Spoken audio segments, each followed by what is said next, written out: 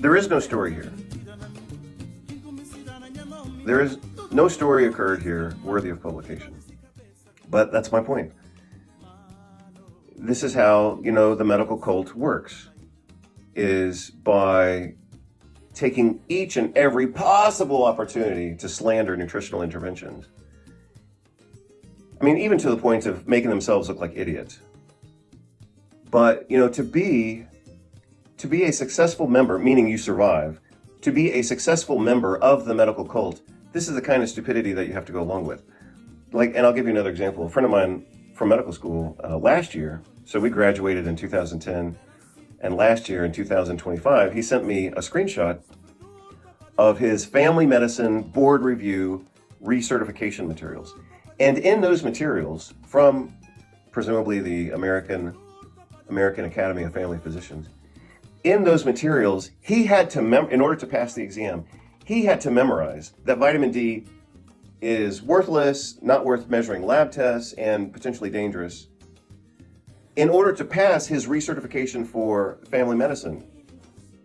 And that's exactly what I mean. In order to play the medical game, a doctor, is required to memorize and show their allegiance and alignment with this anti-nutrition propaganda, So this has been public. Look at the trend here. We're looking, I'm sure others exist, but here in today's video review, we've looked at two articles in the so-called peer-reviewed medical research, so-called documenting the toxicity of lithium, and neither one of these publications showed anything. But it's in the research now. An organization like the American Academy of Family Physicians is going to pick that up, and they're going to put it into their board review materials. And then doctors are going to have to memorize that lithium is potentially dangerous when people buy it over the counter. And this is how, the medical stupidity machine functions. In order for a doctor to maintain his or her board certification to then be able to work in hospitals and urgent care clinics and to get insurance reimbursement, they have to maintain their board certification. To maintain their board certification, they have to go along with medical propaganda like this. So this gives you some insights into a couple of different things in today's video. But one of the insights that this is providing, other than it's garbage, you have to think critically, even when it comes from a medical school or whatever. But I'm also showing you how the medical indoctrination system continues to function, throughout the career of a medical doctor. I mean, they have to keep going along with the pro-pharmaceutical, anti-nutrition propaganda for decades, even when they know it's stupid. I have come here to chew bubblegum and kick ass. And I'm all out of bubblegum. Happy Thursday, everybody. Dr. Vasquez here, coming to you live. And right now, I'm going to talk about part number 4 on the dangers of lithium and why you should never take lithium and why it's completely dangerous. And the reason I know it's dangerous is because I'm actually reading medical research like this article.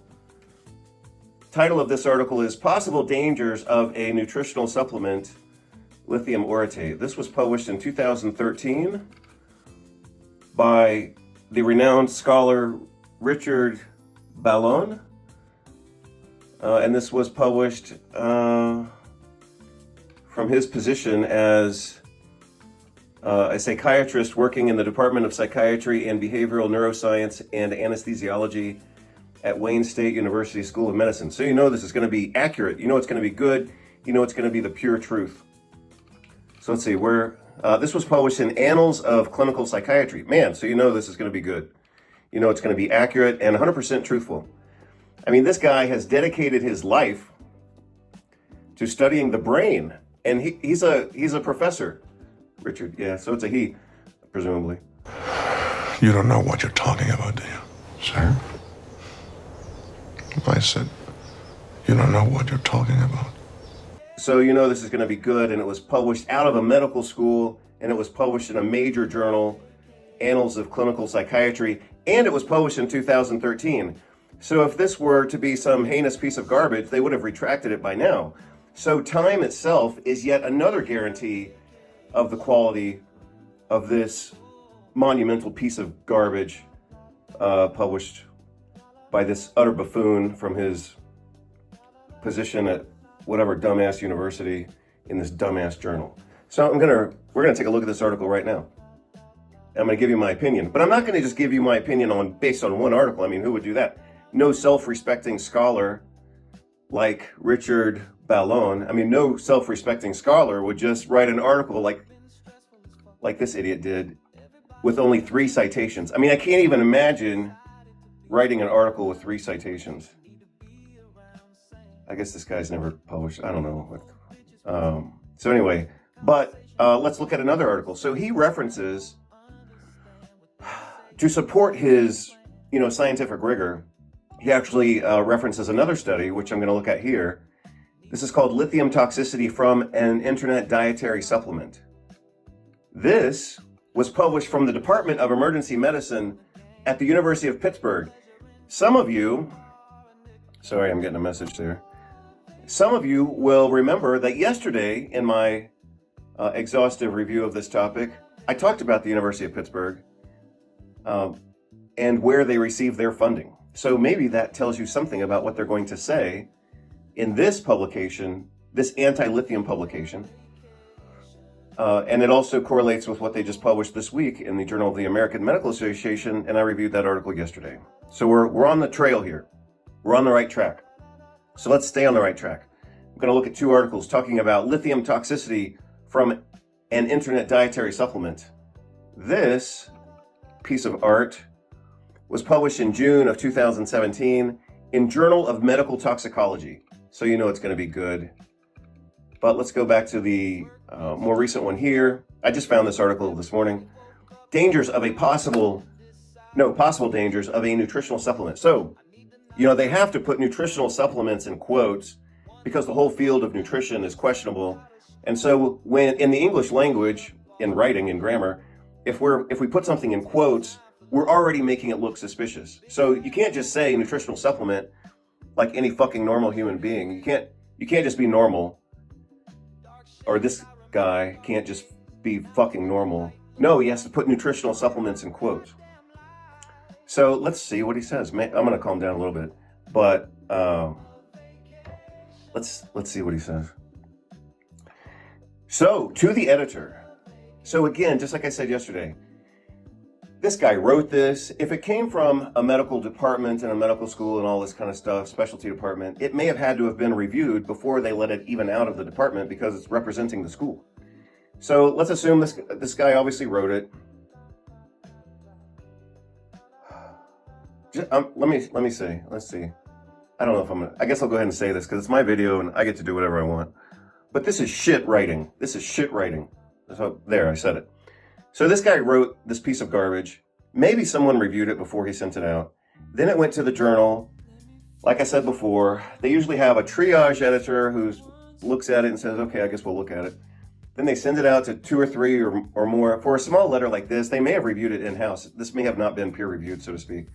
But let's assume they peer-reviewed it, so it went to 3 people. Then it came back to their assistant editor. Maybe they have 2 assistant editors, and then it went to the chief editor, maybe. So this thing got filtered by I'm going to say this 2 different ways. This thing got thoroughly filtered from an editorial standpoint, okay? But all of the people who did the filtering were all indoctrinated and embedded within the medical paradigm. So one of the important things that I wanted to include in this commentary, which was said by Noam Chomsky many, many years ago, he said, in a sense, you don't have to intentionally indoctrinate people when they have gone through a rigorous training program like medical education.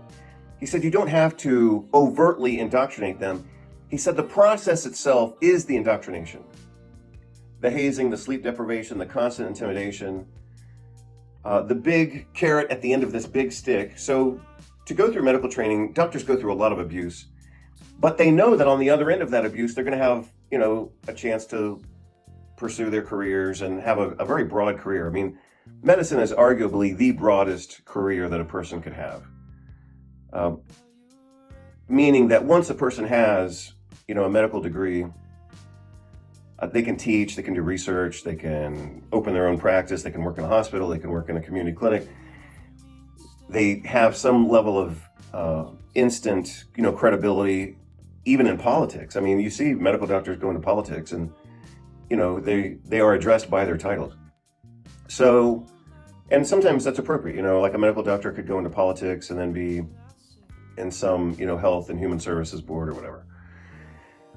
So anyway, doctors and medical students, and I know this from experience because I went through it myself, put up with a lot of abuse because at the end of that tunnel and running that gauntlet, they know it's going to be payoff. It's social payoff, it's financial payoff, it's occupational payoff. So, as I was saying, even though this article, let's assume it was peer-reviewed and vetted by the medical school as well, it's still all people in the same informational and intellectual bubble, which we call indoctrination. And I could detail that more, and I have detailed it more in other conversations, but I'll just leave it at that. So anyway, this is part of the reason that I'm reviewing this. Number one, the topic itself is worthy of review, and I happen to be reading a lot about this right now, which is why I looked at this article today. But the other thing is this is an example of how anybody, all of you out in my audience, whether you're medical doctors or specialists or subspecialists or family practice or general internal medicine, or you're a health coach or you're a pharmacist or whatever. I mean, you could have any job or degree or no job and no degree. None of that matters for what I'm talking about right now. And that is, you all have to think critically. So as I already deflated the illusion around this, this is an article written by a medical physician who went through 4 years of undergraduate, 4 years of graduate medical school. I'm presuming 3 years at least to become a psychiatrist, I believe. Most board certifications require at least 3 years of hospital training. And then in order to be, part of a faculty within a specialty division of a medical school, this person would have to have other credentials on top of that, other certifications, fellowships, probably some publications and all that. So again, my point is, this is, in a social sense, this is a high-level publication. Like, I'm sure this guy was very proud and probably got slapped on the back for, congratulating himself or being congratulated by his peers. It's like, oh, wow, you got a publication in Annals of Clinical Psychiatry. So, this is kind of the type of publication that a doctor would want in order to, make their CV look good, make their bio look good, and say, hey, I'm a published researcher in Annals of Clinical Psychiatry. And this is total crap. So now that I've given you the context and background, again, with the emphasis on critical reading and critical thinking, now I'm going to get into the nuts and bolts of this. So I'm going to look at this article. Like I said, his primary reference for this, what he's saying here, is this other article, Lithium Toxicity from an Internet Dietary Supplement, from Journal of Medical Toxicology. Again, this is a major, in the scheme of like intellectuality and contributions to science, this is total garbage as well. But for a doctor or professor or academician to get published, a feature article published in Journal of Medical Toxicology, again, I mean, these people probably got a raise, or at least they got noticed and congratulated. And, they were walking down the hall and somebody said, oh, congratulations for your new publication. You've saved thousands of lives, bullshit like that. Okay, so here comes the review, and I'll keep this short and dense. Okay, so let's look at this letter to the editor. A resident at our university clinic recently evaluated a patient who reported using lithium orotate 240 milligrams per day for self-diagnosed bipolar disorder. The diagnosis had not been confirmed, and the patient did not show signs of toxicity. Lithium orotate is a salt of orotic acid and lithium, widely available over the internet and websites and all this kind of stuff. So let's see, let's backtrack a little bit. 240 milligrams of lithium orotate. So I talked about this yesterday. So remember what I said yesterday? Let me get my models again. Sorry about the wrinkles in my t-shirt. But today's Casual Thursday, and I'm doing a short video, so I get to wear a t-shirt. Remember what I said yesterday? you've got the lithium ion here, and then you have to connect it to something. And in this case, it's connected to orotate. So when you talk about lithium orotate, you have to have some idea that 240 milligrams is the combined weight of lithium and orotate. In this case, the lithium is only 4%, and the orotate is 96%, approximately. So at 240 milligrams, that's only 10 milligrams of elemental lithium. To put that in context, some estimates are as high as 3 milligrams per day, just getting lithium from tap water and vegetables and things like that. So normal, maximum dietary consumption that's been reported, I'm still trying to confirm this, but the sources haven't worked out the way that they should. But the maximum dietary intake of lithium that's been reported is 3 milligrams of elemental lithium per day. And this patient took 10. Well, if 3 is what people get from tap water, do you really think that 10 is worthy of a publication like this? Anyway, let's go on. But they already played their cards. This is hilarious. This buffoon played his cards in his first sentence. Possible dangers of a nutritional supplement lithium orotate. In the first sentence, he says, the patient did not show signs of toxicity. Well, then what the hell are we wasting our time for? And why did this get published? This is yet another example of the exact same thing I said yesterday, and that is